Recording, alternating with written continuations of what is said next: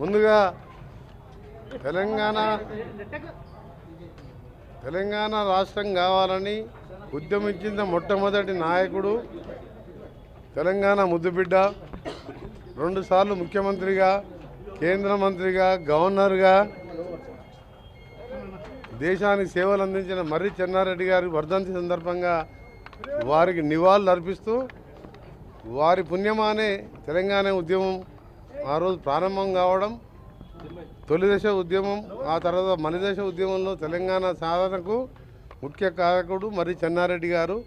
తెలంగాణ ఉన్నంత వరకు, ఈ చరిత్ర ఉన్నంత వరకు మర్రి చెన్నారెడ్డి గారి పేరు చిరస్థాయిగా ఉంటుందని, మరొకసారి ఆత్మకు శాంతి కలగాలని భగవంతుని ప్రార్థిస్తున్నాను.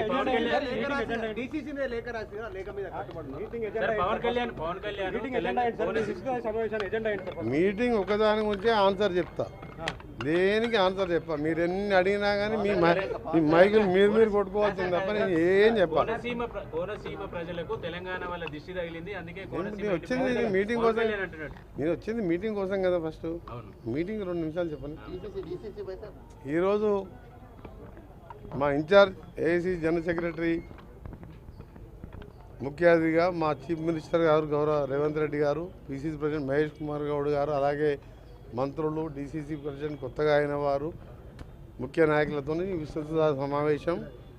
రాబో కాలంలో సర్పంచ్ ఎలక్షన్సే కానీ, లోకల్ బాడీ ఎలక్షన్సే కానీ, ఈ నెల డిసెంబర్ 8th జరగబోయే సమ్మిట్ కానివ్వండి, ఇన్వెస్ట్మెంట్ సమ్మిట్ కానీ, దాని మీద చర్చించడానికి ఈరోజు, దాంతోపాటు 2 సంవత్సరాలు పూర్తి చేసుకొని 3వ సంవత్సరంలో అడుగు పెడుతున్న సందర్భంగా, 7th తర్వాత 3వ సంవత్సరంలో అడుగుపెడుతున్న సందర్భంగా 2 సంవత్సరాలుగా అమలు చేసిన కార్యక్రమాలు, చేయబోయే కార్యక్రమాలతో కూడా ఈరోజు ఈ సమీక్ష సమావేశంలో మాట్లాడడం జరుగుతుంది. పవన్ కళ్యాణ్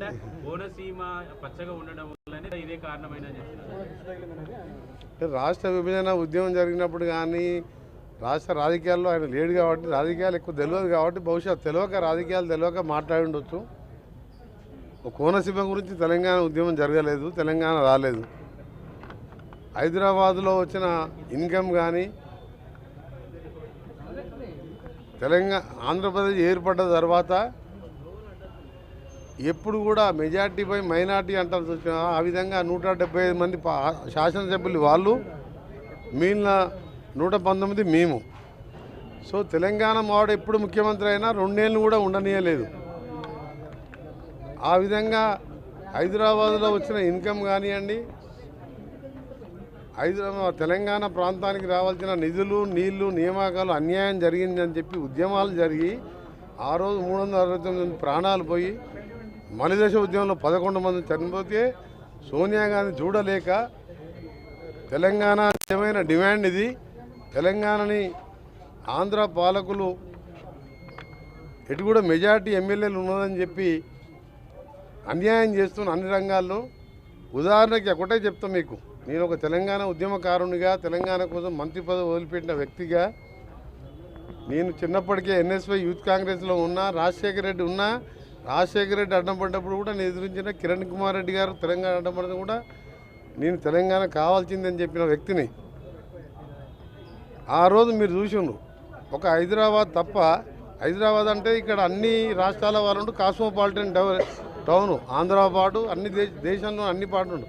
కానీ ఒక్క సిటీ చెప్పండి, వరంగల్, నిజామాబాద్ కానీ అలాంటి పెద్ద పట్టణాలు కూడా కనీస సౌకర్యాలు, అండర్గ్రౌండ్ డ్రైనేజ్ కానీ, ఇండస్ట్రీస్ కానీ ఎక్కడ లేకపోవడం. ఒకవైపు హైదరాబాద్లో వచ్చిన ఇన్కమ్తో విజయవాడ, విశాఖపట్నం, కాకినాడ, రాజమండ్రి, కర్నూలు, కడప, మీరు ఒక్కొక్క సెంటర్ చూడండి, ఆ విధంగా ఎట్లా డెవలప్ చేసుకున్న వాళ్ళు. ఆదాయం ఏమో హైదరాబాద్ది, అభివృద్ధి ఏమో ఆంధ్రాది. ఉద్యోగాలేమో వస్తే తెలంగాణకి అన్యాయం చేసి ఆంధ్ర వాళ్ళకు ఉద్యోగాలు ఇవ్వడం. నీళ్ళు వస్తే పోతిరెడ్డిపాడిని డ్రింకింగ్ వాటర్ పేరు మీద ఎన్టీ రామారావు 11,000 క్యూసెక్స్ అంటే దాన్ని 44,000 రాజశేఖర రెడ్డి చేస్తే, జగన్మోహన్ రెడ్డి గారు 88,000 చేస్తే, ఇలా కేసీఆర్ మన చంద్రబాబు నాయుడు గారు 12 టీఎంస్ ఒకరోజు 12 టీఎంస్ డ్రా చేసే విధంగా, దక్షిణ తెలంగాణ ఎండబెట్టే విధంగా ఒకవైపు కృష్ణానదిలో మోసం జరిగింది. అక్కడ మనకచర్ల పేరు మళ్ళా మోసాలు జరుగుతున్నాయి. ఇవన్నీ జరుగుతుందనే, జరగకూడదనే తెలంగాణ రాష్ట్రం ఏర్పాటు చేసింది. ఆ ఏర్పాటులో సోనియా గాంధీ ఆంధ్రప్రదేశ్లో ఒక్క వార్డు మెంబర్ కూడా లేడు మా పార్టీకి. అయినా పార్టీలు ముఖ్యం కాదు, అన్యాయమైపోతున్న తెలంగాణని అగ్నికి ఆవుతైపోతున్న మాంసం ముద్దలుగా మారుతున్న పిల్లల చావులు మరణాలు చూడలేక తెలంగాణ ఇవ్వడం జరిగింది. పవన్ కళ్యాణ్ గారు చేసిన వ్యాఖ్యలను తీవ్రంగా ఖండిస్తూ దాన్ని బేషరతుగా క్షమాపణ చెప్పి ఉన్నాగా ఉండాలని పవన్ కళ్యాణ్ గారిని విజ్ఞప్తి చేస్తున్నాం. మీరు మంచి ఉద్దేశంతో రాజకీయాలకు వచ్చిండొచ్చు, కానీ ఈ విధంగా మాట్లాడి దాదాపు 13 సంవత్సరాలు అయిపోయింది. తెలంగాణ 13 సంవత్సరంలో పడుతున్నది. ఈ సమయంలో గత 10 ఏళ్ళు ఉన్న పాలకులు తెలంగాణ పేరు మీద దళితుని పేరు మీద అధికారంలోకి వచ్చిన వాళ్ళేమో 7 లక్షల కోట్లు అప్పు చేసి ఒక ఉద్యోగం ఇవ్వలే, ఒక రేషన్ కార్డు ఇవ్వలే, ఒక ఇల్లు కట్టలే. ఏదో అంతో ఇంతో 2 నెలల రేషన్ కార్డులు, సన్న బియ్యము, మహాలక్ష్మి పథకాలు, ఇందిరమ్మ ఇండ్లు 5 లక్షల దాకా ఇందిరమ్మ ఇండ్లు కట్టుకొని ఇంకా ప్రాజెక్టులన్నీ కూడా పెండింగ్ ప్రాజెక్టులు 10 ఏళ్ళు కేసీఆర్ గారు పాలమూరు, ఎస్ఎల్పిసి సొరంగం, బ్రాహ్మణవెల్లంల, కల్వకుర్తి అన్ని పెండింగ్ పెట్టిండు. కమిషన్లు వచ్చే ప్రాజెక్టు కట్టిండు, కూలిపోవడం జరిగింది. ఇవన్నీ ఒక లైన్లో పెట్టుకుంటున్నాం మేము, ఇన్వెస్ట్మెంట్ తెచ్చుకుంటూ. ఇప్పుడే దాన్ని మాకు 40,000 కోట్ల బకాయిలు మిగిల్చిపోయింది కేసీఆర్. ఏం మిగిల్చలేదు తెలంగాణ. 7 లక్షల కోట్ల అప్పులు, 40,000 కోట్ల కాంట్రాక్టర్ల అప్పులు, 9,000 కోట్ల ఉద్యోగుల పిఎఫ్, రిటైర్ అయిన వాళ్ళ పెన్షన్లు కూడా మిగిల్చిపోయిండు. ఇవన్నీ తీర్చుకుంటూ ఒక లైన్లో పడుతున్న ఈ సమయంలో మా తెలంగాణని అవమానపరచొద్దని పవన్ కళ్యాణ్ గారు బేషరతుగా క్షమాపణ చెప్పితేనే తెలంగాణ ప్రజలు క్షమిస్తారు.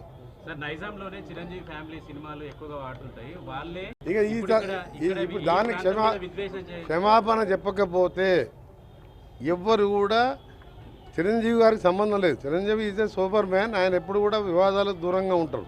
కానీ పవన్ కళ్యాణ్ కొత్తగా రాజకీయాలకు వచ్చి డిప్యూటీ సీఎం కాగానే తెలిసి తెలియకనే మాట్లాడిండో, మరి కావాలని తెలంగాణ వాళ్ళని అవమానపరచాలనుకుండో ఏమనుకుండో, కానీ దానికి క్షమాపణ చెప్తే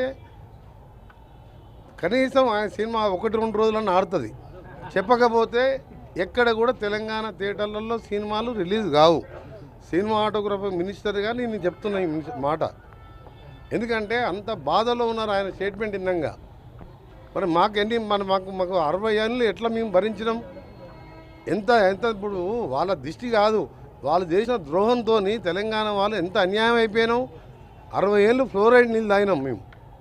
ఆఖరికి మన రాజశేఖర రెడ్డి గారు వచ్చిన నేను ఒత్తిడి చేసి 11 రోజులు దీక్ష తీసుకొచ్చి అసెంబ్లీలో ఫ్లోరైడ్ నీళ్ళు తీసి స్పీకర్కి చెప్పిన, చంద్రబాబు నాయుడుకి చెప్పిన, బాబు గారు ఈ తెచ్చిన వాటరు ఒక గ్లాస్ తాగండి ఎమ్మడే నీకు వామిటింగ్స్ అవుతాయని చెప్తే 11 రోజులు దీక్ష చేస్తే రాజశేఖర రెడ్డి గారు వచ్చినాక 600 కోట్లు ఇచ్చి కృష్ణా నీళ్ళు తెచ్చుకున్నాం.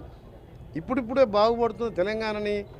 ఇన్వెస్ట్మెంట్ పేరు మీద ఇవాళ ఔటర్ రింగ్ రోడ్ కట్టుకున్నాం, దాన్ని అమ్మేషన్ పోయిన ఆయన తెలంగాణ ఆయనే. ఇలా రీజనల్ రింగ్ రోడ్ కట్టుకుంటున్నాం, శ్రీశైలంకు 7,000 కోట్ల రోడ్ వేసుకుంటున్నాం, Hyderabad Vijayawada 8 length project green field వేసుకుంటున్నాం. ఇవన్నీ చేసుకుంటున్నాం. ఈ సమయంలో పవన్ కళ్యాణ్ మాట్లాడడం మాత్రం నాకు ఒక తెలంగాణ వాదిగా చాలా బాధ వేసింది. బేషరతుగా క్షమాపణ చెప్పాలని డిమాండ్ చేస్తున్నాను.